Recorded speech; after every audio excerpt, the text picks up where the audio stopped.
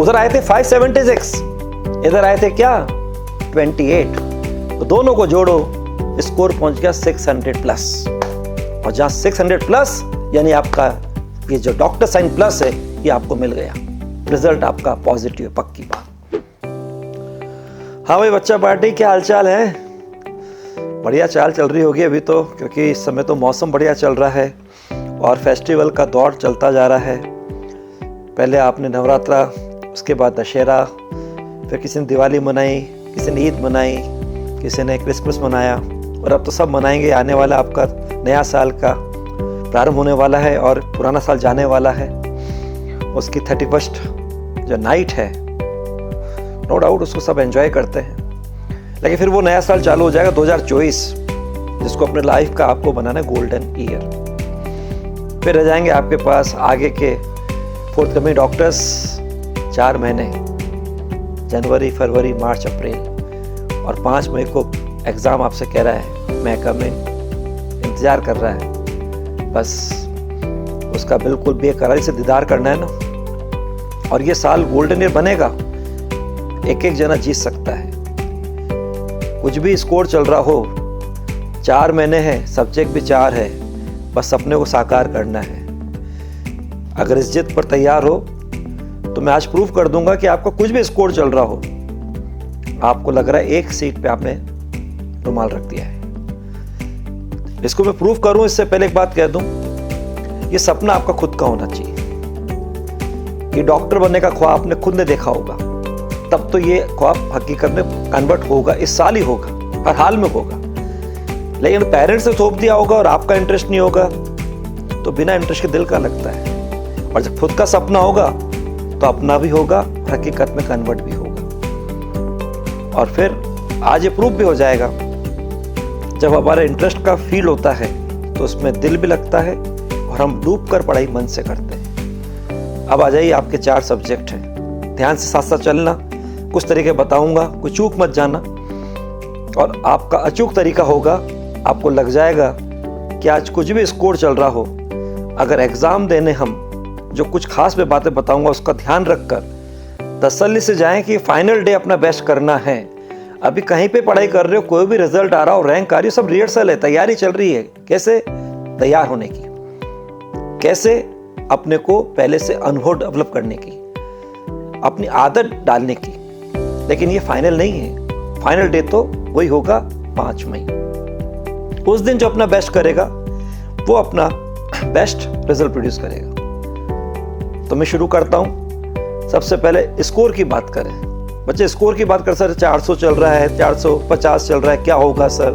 600 के ऊपर सिलेक्शन होता है आजकल, तो 620-25 के आसपास गवर्नमेंट मेडिकल कॉलेज मिलता है।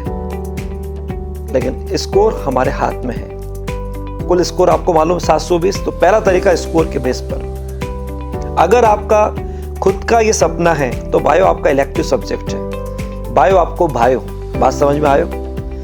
रोम रोम से अगर कोई चूटियां भर दे तो भी आवाज आयो बायो, क्योंकि बायो आपको भायो। और बायो का मतलब 2 सब्जेक्ट, बॉटनी और जूलॉजी। और उसका खास एक कह दीजिए मदर बुक, एक उसकी टेक्स्ट बुक के रूप में एनसीईआरटी।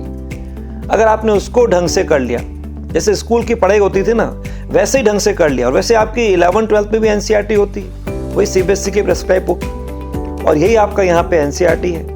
और कितने भी सालों की बात कर लें, टॉपर्स हमेशा कहते हैं बायो में तो एनसीईआरटी आपके टिप्स पे होनी चाहिए। टिप्स का मतलब अच्छा उसका रिवीजन होना चाहिए, एक एक शब्द ऐसा पढ़ा होना चाहिए कि कहाँ लिखा है वो आपको एकदम पिक्चर की तरह याद आ जाए, क्योंकि वहाँ एक एक शब्द से क्वेश्चन बनता है। और क्वेश्चन ऐसा बनता है कि जितनी बार पढ़ो उसका अर्थ अलग निकलता है।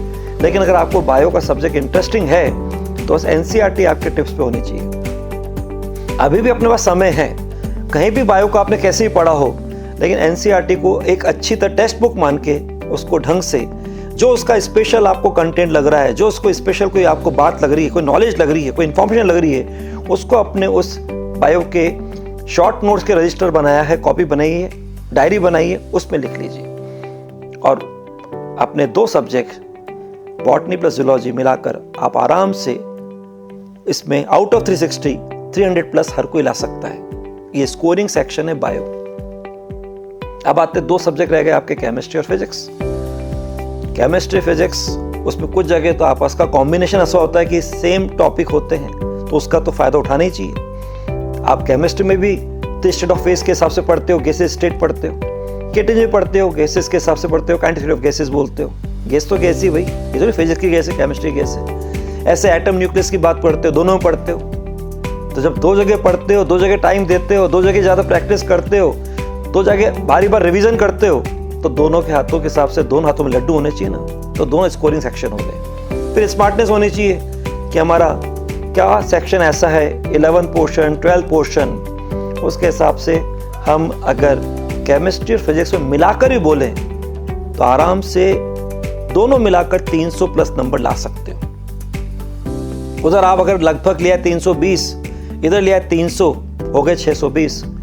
स्कोर के आधार पे हो गया आपका जीएमसी पक्का, हो गया ना, हर कोई हक्का पक्का। ये पहला तरीका हुआ। देखो ऐसे करोगे तो लगे यार कितना आसान है। ये आपको फिर खुद मोटिवेट करेगा, आपको इंस्पायर करेगा, आपको एक्साइटेड करेगा, आपको जोश में लाएगा, आप में जुनून सवार करेगा और आप पीछे पड़ के लग जाओगे। बस फिर भी आप क्या लग जाए, आप तो निपटाते हैं यार। ये पहला तरीका है स्कोर का।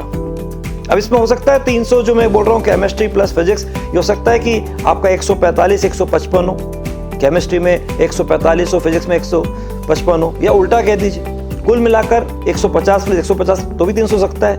लेकिन कुल मिलाकर दोनों से 300 नंबर आराम से आ सकते हैं। ऐसा मैं क्यों कह रहा हूं, अब जरा दूसरा तरीका देखें। आपका पेपर का लेवल क्या होता है। Number 2, paper level. ये जो पेपर है, ये आप जानते हो बच्चे, 11 12 की जो बेसिक नॉलेज है उसी की एप्लीकेशन पे आपको टेस्ट करता है ये एग्जाम। इसका बेसिक नॉलेज अगर आपके पास है तो आप उन छोटे छोटे जो चैप्टर्स जिनको आपने 11 12 के लिए बेसिक फंडामेंटल के लिए पढ़ा है, बिल्कुल अगर आपने उनको ढंग से पढ़ लिया है तो उनका जो एक फंडामेंटल लेवल है आस्किंग का, उसके क्वेश्चन को आराम से कर सकते हो। जो बच्चे 12 को लास्ट ईयर पास कर चुके हैं उनको बोलूंगा 11 12 तो पास हो ना, ये ध्यान रखना। 1 साल तुम डिवोट करके तैयारी कर रहे हो। जिनको बाहर की दुनिया वाले रिपीटर्स ड्रॉपर बोलते हैं, खटाक से बोलो चेंज करो वर्ड को, रिपीटर ड्रॉपर नहीं, हम डिवोटर हैं। लाइफ का 1 साल डिवोट कर रहे हैं, इसका पक्का ये लाइफ का हमारा बनेगा गोल्डन ईयर 2024। तो जो बच्चे उस अंदाज में चल रहे हैं कि वो 11 12 पास है, तो उनके पास ये मंजिल ज्यादा पास है। और जो अभी समय 12th रनिंग है वो तो ऐसी रनिंग है, वो तो वैसी बहुत पास है। यानी दोनों के लिए मंजिल बहुत पास है। नजरिया होना चाहिए बस सकारात्मक देखने का। अब जरा 11 12 के हिसाब से बात करूं, कितना % पेपर आपका इसी बेस पर होता है कि आप 11 12 पास है। सब्जेक्ट भला हो आपका जूलॉजी, बॉटनी, केमिस्ट्री, फिजिक्स हो, कोई सा भी हो, लेकिन हर में 11 12 पास है। तो उसके फंडामेंटल लेवल के tiny questions, easy questions plus पुराना इतिहास, प्रीवियस ईयर क्वेश्चन बैंक, इनको मिला दो बच्चों तो आपका 80% पेपर तो इससे ही होता है। 80% पेपर बिल्कुल एलिमेंट्री इजी लेवल पर होता है, फंडामेंटल टेस्टिंग पर होता है। 11 12 पास हो इसके केवल टेस्टिंग पर होता है। केवल ये जांच करना है कि आपको ये ध्यान रहे कि हाँ मैं 11 12 पास हूं।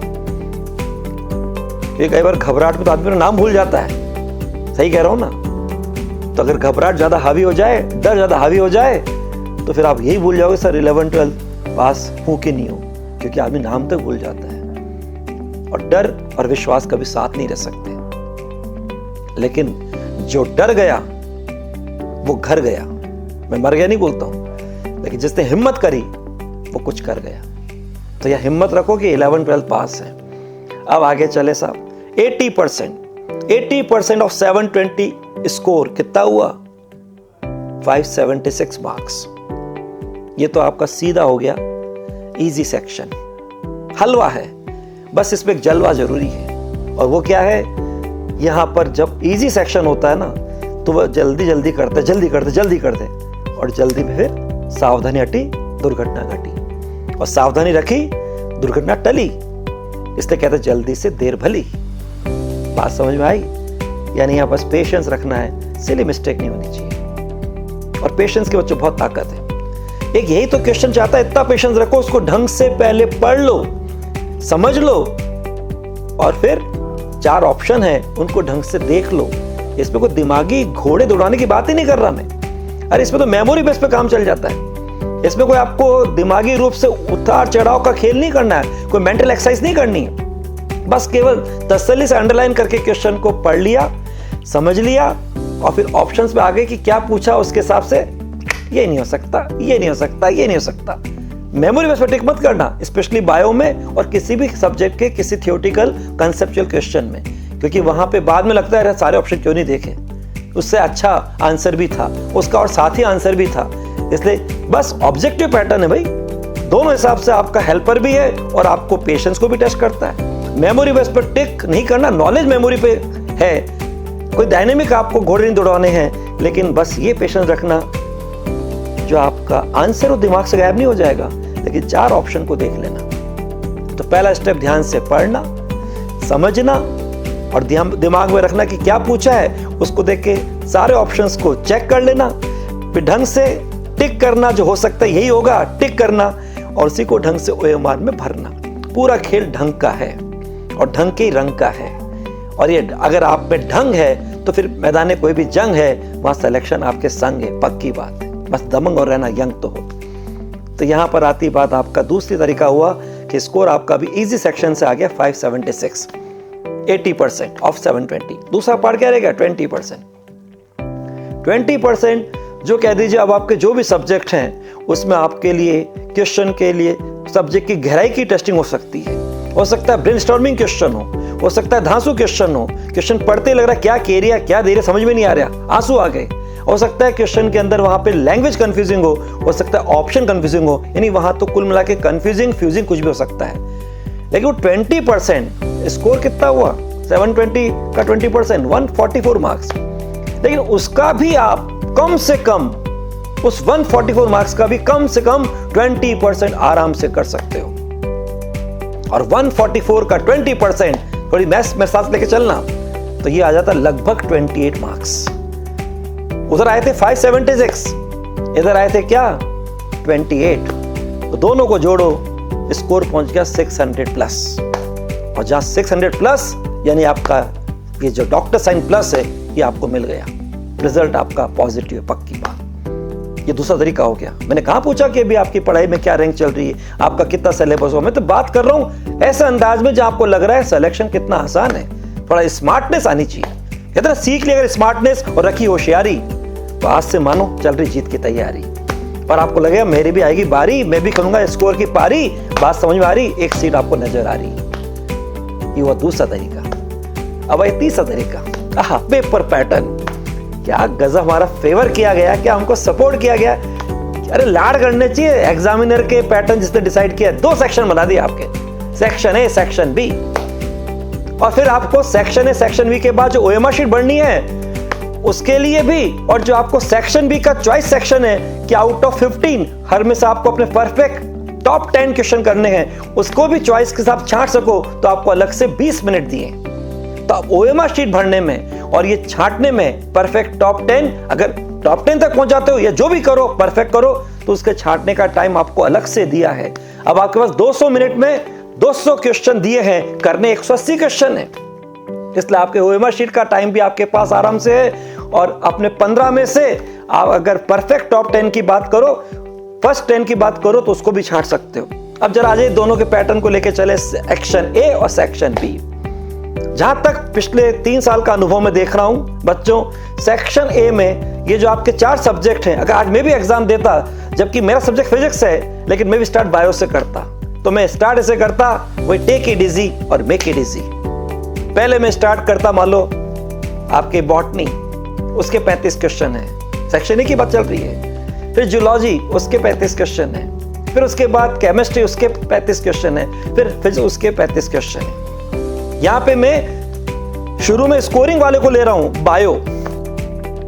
लास्ट में मेरा जो खुद का सब्जेक्ट अच्छा है, इलेक्टिव है, वो मेरा फिजिक्स। और मान लो केमिस्ट्री से मुझे कंटाल आता है, लेकिन उसको रखूंगा बीच में, केमिस्ट्री। क्यों? ये कहलाता है सैंडविच कंसेप्ट। सैंडविच कंसेप्ट में क्या, इधर भी आपका स्कोरिंग है तो वहां तो अलग एक्साइटमेंट, स्कोर करना है, बायो में तो स्कोर करना है यार। अरे बायो के कारण डॉक्टर बनना है, और उधर फिजिक्स इलेक्टिव है तो उसको तो अपना इंटरेस्टिंग है, उसमें तो दिमाग चलाने में मजा आता है। और बीच में जो केमिस्ट्री ना, उसको दोनों साइड से जो आपके सब्जेक्ट इंटरेस्टिंग और स्कोरिंग है उस फ्लेवर से वो भी इंटरेस्ट में आ जाएगा और उसमें भी आप बहुत अच्छा कर जाएंगे। चल आ जाते हैं, स्टार्ट किया बॉटनी, जूलॉजी, केमिस्ट्री, फिजिक्स। बस take it easy, make it easy. जो क्वेश्चन इसमें हो रहे हैं उन्हें करते गए और शुरू की जो बात करी थी इजी के अंदर, डोंट डू एनी सिली। सिली क्यों मिली? क्योंकि आपने जल्दबाजी करी और जल्दी को सना गलती होता है। आराम से आपने कर लिया। हमको मालूम है 80% इजी होता है, हमको काउंट नहीं करना कि कितने हो गए, जो हो गए सो हो गए और उसको ओएमआर शीट में भर दिया। सेक्शन ए है, वहां पे कोड सिस्टम होता है। आपका जो पेपर में कोड है, ओएमआर शीट में कोड है, जो आपका ऑर्डर है सब्जेक्ट में। अगर आपके पेपर में मान लो पहले फिजिक्स है, फिर केमिस्ट्री है, फिर जूलॉजी, बॉटनी है, कुछ भी ऑर्डर, उसी ऑर्डर में आपकी ओएमआर शीट होती है।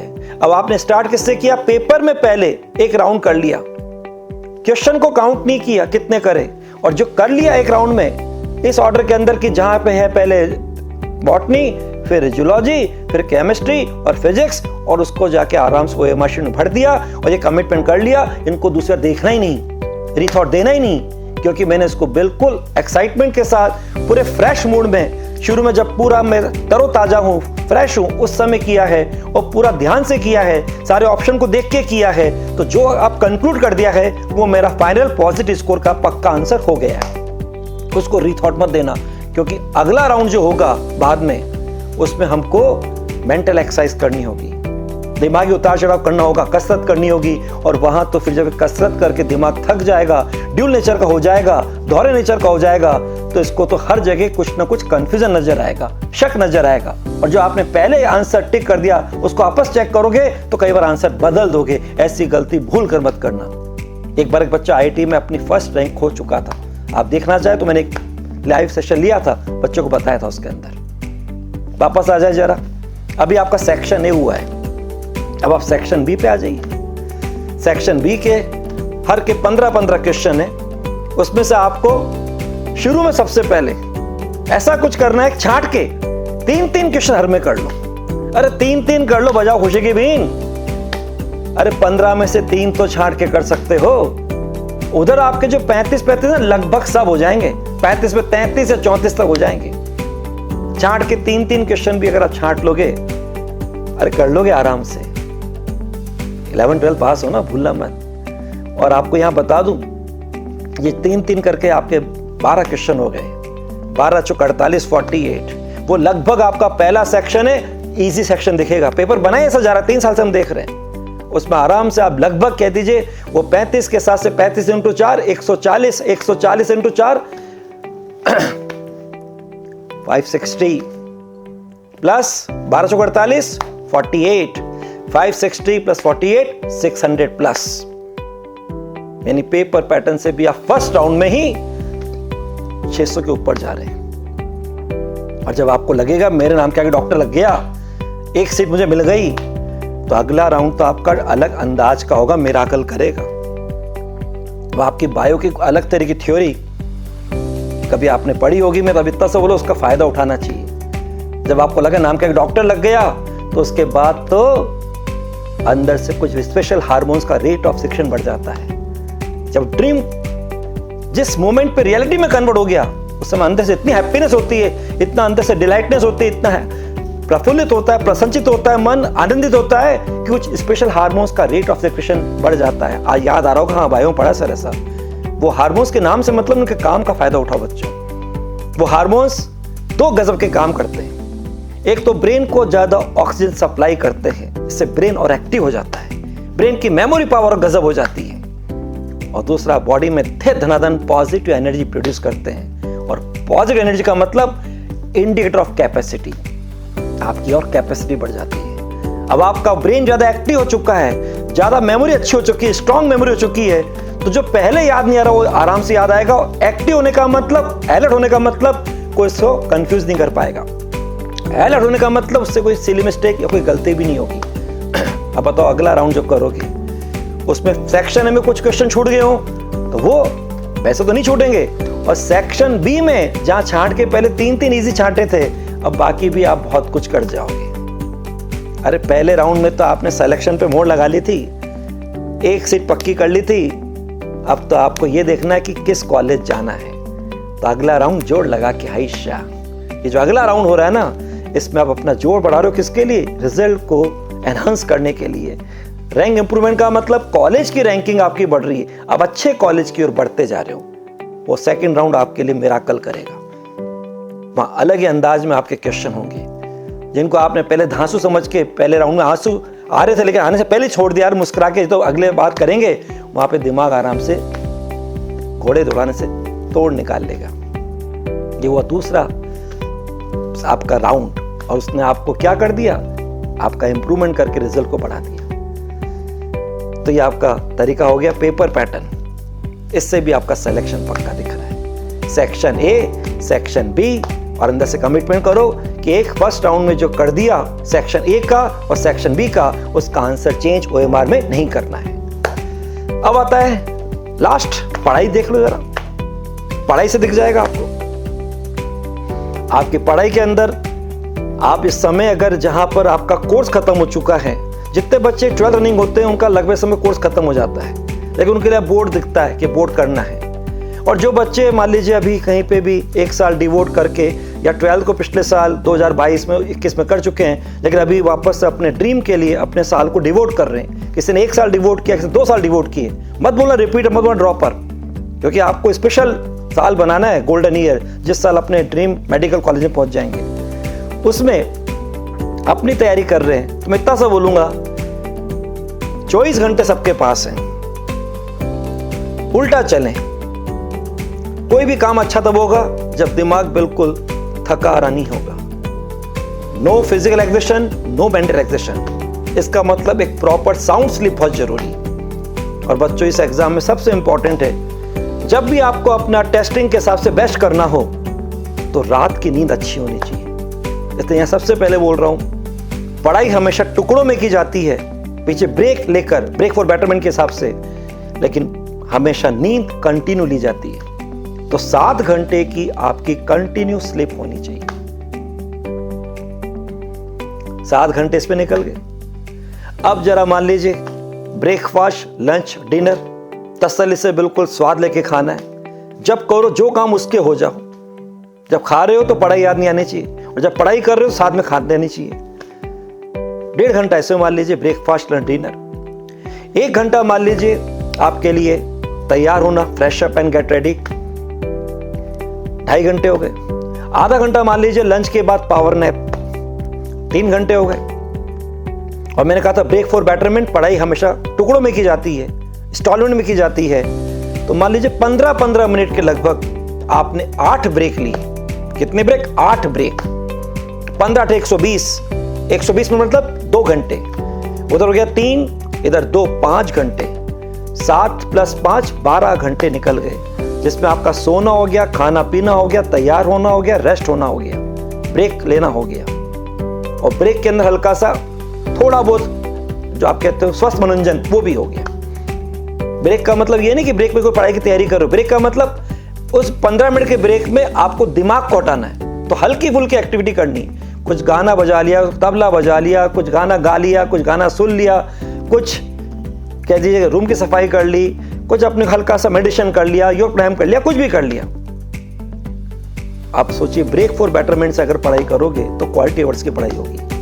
अब वो जो 12 घंटे निकल गए, रिमेनिंग रह गए 12 घंटे। जिनका कोर्स खत्म हो चुका है उनके इस 12 घंटे में आराम से 6 घंटे वो अभी जो साल भर पढ़ाई करी है ट्रैक की, कॉम्पिटिटिव एग्जाम के ट्रैक की, उसका रिवीजन कर सकते हैं। और जो बोर्ड के साथ देख रहे 6 घंटे आराम से बोर्ड के लिए भी दे सकते हैं। बच्चों टाइम मैनेजमेंट इस लाइफ मैनेजमेंट है, और ये स्मार्ट तरीके से आप अपना प्लान देख रहे हो। उन 12 घंटे में 6 घंटे आप आराम से 1.5 घंटे के हिसाब से चाहो तो, मैं एक ब्रेक करके बता रहा हूँ डिवीजन में, कि आप 1.5 घंटे अपने बॉटनी, जूलॉजी, केमिस्ट्री, फिजिक्स हर को दे सकते हो 1.5 घंटे, तो 6 घंटे ही हो गए। और 6 घंटे अपने आराम से बोर्ड की तैयारी भी कर सकते हो। और अगर वहाँ तैयारी से कुछ टाइम बचता है तो यहाँ और लगा सकते हैं।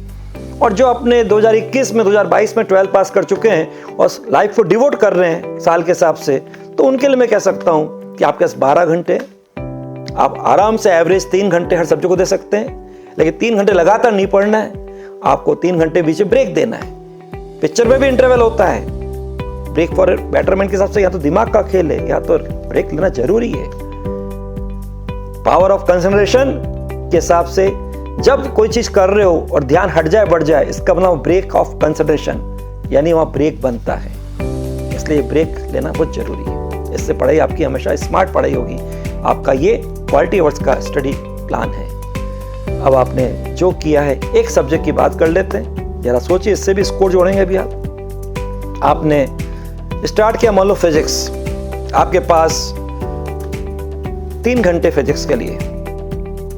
3 घंटे में उस फिजिक्स का जो भी चैप्टर ले रहे हो उसके 2 पार्ट कर दो। एक ऐसा पार्ट जो आपके लिए स्कोरिंग सेक्शन है और आपका पूरा स्ट्रांग है, एक आपका वो है जो वीक सेक्शन है, लेकिन वहां आपको टाइम देना है। लेकिन हमेशा एक चैप्टर को जब पढ़ लेते हैं तो हमारा स्ट्रांग सेक्शन उसका पार्ट ज्यादा होता है और वीक सेक्शन कम होता है। और मैं अपने अनुभव के आधार पर बता रहा हूं, जो आपका लेवल एग्जाम है उसके हिसाब से एक चैप्टर का अगेन अगर बोलूं तो आपका लगभग 75%, 3/4 तो होता है स्ट्रांग सेक्शन, स्कोरिंग सेक्शन, और 1/4 होता है आपका वीक सेक्शन। अब स्ट्रांग सेक्शन मतलब जहां पे आपका स्कोरिंग ज्यादा होगी, यानी आपकी गाड़ी फास्ट स्कोर करेगी।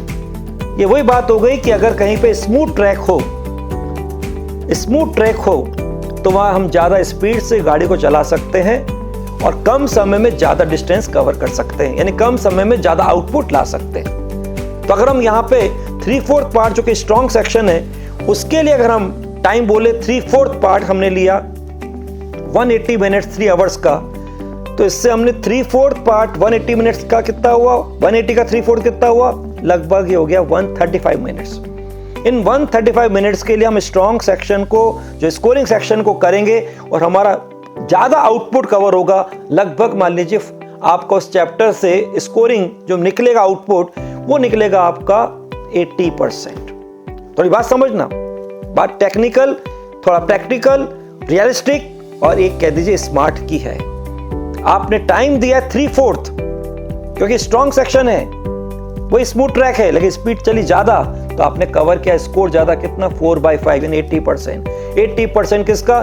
जब एक चैप्टर की बात कर रहे हैं तो एक सब्जेक्ट की भी बात होगी और एक पूरे स्कोर की बात भी होगी। तो 80% ऑफ 720, अगेन मार्क्स क्या हो गया 576। मैंने एक सब्जेक्ट की चैप्टर से बात करी थी, उसी को मैं एक सब्जेक्ट पे ले गया, उसी को मैं पूरे सिलेबस पे ले गया, तो ये आपका पूरा एक तरह से 3/4 पार्ट हमारे पूरे 720 का जो चारों सब्जेक्ट है उसका जो स्ट्रॉन्ग सेक्शन है, स्कोरिंग सेक्शन है, टाइनी सेक्शन है क्वेश्चन के हिसाब से, जहां से ज्यादा क्वेश्चन से हमें स्कोर मिलता है, उससे हम टाइम तो लगाएंगे 3/4, लेकिन हमारा स्कोर आएगा कितना 4/5, 80% ऑफ टोटल मार्क्स 576 निकला, अगर 720 का 80% करते हैं तो। बाकी रिमेनिंग रह गया 1/4 टाइम।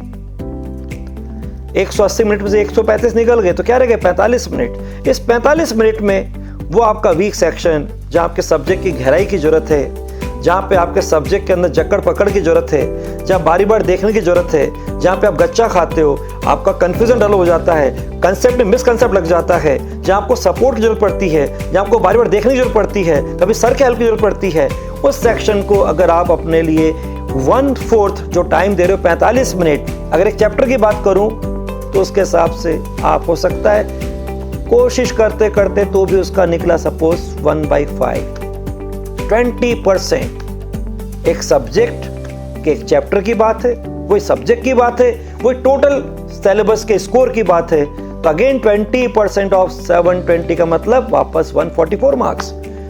हमने इसको और अगर हम, ये तो हमारे को दिख रहा है कितना हो जाएगा, हम तो और मिनिमम कर दो, ये जो 144 आया है, आप तो मान लो इतने गए बीते हो कि आपने इसका भी 20% ही कर पाए, तो 144 का अगेन 20% वापस क्या आ गया, आपका आ गया 28 मार्क्स। 144 का 20% 28 मार्क्स, उधर कितना आया था 576, दोनों को जोड़ो 576 प्लस 48, ये वही बात आ गई जो पेपर लेवल से आई थी, वही इजी वाला, और दूसरा कह दीजिए आपका डिफिकल्ट, ब्रेनस्टॉर्मिंग, कंफ्यूजिंग, फ्यूजिंग वाला। 80 and 20 यहाँ भी आ गया 80 and 20, वापस स्कोर पहुंच गया 600 प्लस। यानी कि पढ़ाई को जिससे कर रहे हो ना, उससे भी आपको लग रहा है कि आपका स्कोर 600 के ऊपर जा रहा है। पेपर का लेवल देख रहे हो ना, उससे भी आपका जा रहा है कि स्कोर आपका 600 प्लस के ऊपर जा रहा है। अगर आप पेपर पैटर्न को देख रहे हो, सेक्शन है सेक्शन भी, तो उससे भी लग रहा है कि आपका स्कोर 600 प्लस के ऊपर जा रहा है। और अगर आपसे देखा जाए कि नॉर्मल स्कोर की बात करें, सब्जेक्ट के साथ से बात करें, आपका बायो में इंटरेस्ट उसके साथ बात करें, तो उससे भी अपने शुरू में बात करी थी, तो भी स्कोर आपका 600 प्लस ऊपर जा रहा है। इसका मतलब कायदे से हर का स्कोर 600 प्लस आ सकता है। ये वो लाएगा जो इस स्मार्टनेस को सीख जाएगा। और अगर आप समझ रहे हो बच्चों, तो आज से आपका जुनून तैयार हो जाना चाहिए। आपके अंदर एक कमिटमेंट आ जाना चाहिए, यार ये तो सिलेक्शन साफ दिख रहा है। आज स्कोर वो 400 चल रहा हो कि 350 चल रहा हो कि 420 चल रहा हो कि 450 चल रहा हो, कुछ भी चल रहा हो, आज आपको दिख रहा है, चलेगा केवल एक 600 प्लस दिख रहा है। ये स्मार्टनेस बता रही है कि आज भी 4 महीने हैं तो भी लग रहा है कि नीट 2024 में हम उसे क्रैक कर सकते हैं, और एक सीट हमको अभी से नजर आ रही है। बात समझ में आ रही है? तो अगर ऐसा लगा कि आप 600 प्लस नंबर ला सकते हो, आज भी आपको दिख रहा है, 4 तरीके से मैंने प्रूव कर दिया है, तो आज 4 महीने के हिसाब से आज भी कोई शुरुआत करे।